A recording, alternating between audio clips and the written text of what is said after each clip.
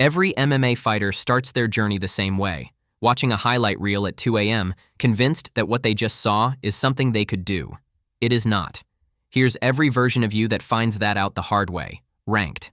You've watched every Conor McGregor walkout, every Nate Diaz post-fight interview, every learn jab in 60 seconds short. You have not been to a gym.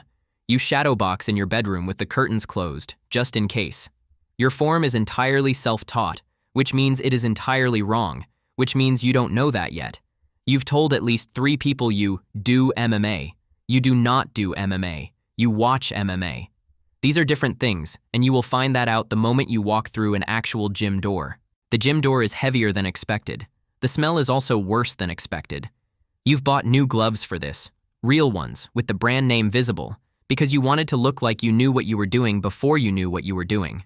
The instructor asks everyone to pair up.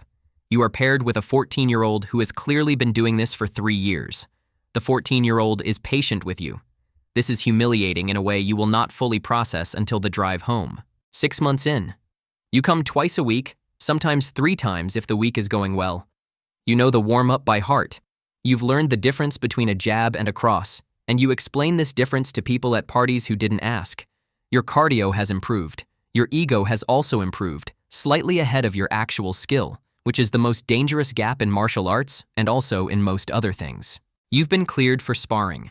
This is presented as a milestone. It is a milestone. Specifically, the milestone where you find out that everything you learned in drills does not work on a person who is also trying to hit you back. Your first round lasts 90 seconds. You spend 80 of them covering your face and moving backward. You land 1 jab. It grazes his shoulder. You tell people later that you held your own. You now own more equipment than most regional fighters. 2 sets of gloves, 1 for bag work and 1 for sparring, because you read that cross-contamination affects longevity. Shin guards, mouth guard, headgear, a specific brand of hand wraps you found in a forum thread at midnight. Your gym bag weighs more than some children. You've spent more money on gear than on actual training, which is a form of optimism that the gear will eventually close the gap. You signed up for your first amateur fight. The weeks before, it feel like the lead up to something that should not involve you. You watch your opponent's highlight reel on Instagram. He has a highlight reel on Instagram. You do not have a highlight reel on Instagram. You make weight. Barely. You are standing in a cage now. This is a cage. You are in it. The referee says something, and then there is a person in front of you who wants to put you on the ground, and your body does something that none of your training prepared it for, which is panic, briefly, before muscle memory takes over, and you survive 3 rounds on points. You lose by split decision. You tell people it was close. It was close. This is your entire personality now. Your diet is tracked. Your sleep is tracked. Your heart rate variability is tracked. You've added a second session in the morning, before work, which means you go to work in a state that your colleagues interpret as either very focused or very unwell. You've watched every Firas Zahabi video. You've read every Danaher essay. You have opinions about the guard that no one in your life is equipped to engage with. Your friends have quietly agreed among themselves that this phase will either pass or you will fight professionally, and they're not sure which outcome they're hoping for. You are now the person the new guy gets paired with. You are patient with him.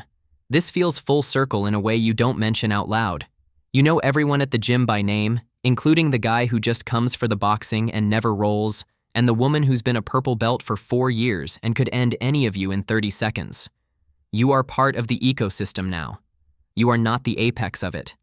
You've made peace with that, mostly. You have a record. It's real. It exists in a database somewhere with your name next to it.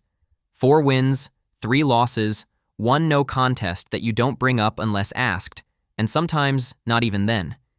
You've fought in venues that seat 200 people, in front of crowds that include your mom, your old school friends who came ironically and stayed genuinely interested, and at least one person who was definitely there for the other guy.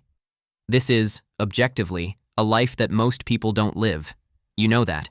You just can't always feel it at 6 a.m. on a Wednesday. You don't compete anymore. The knees made that decision before you did.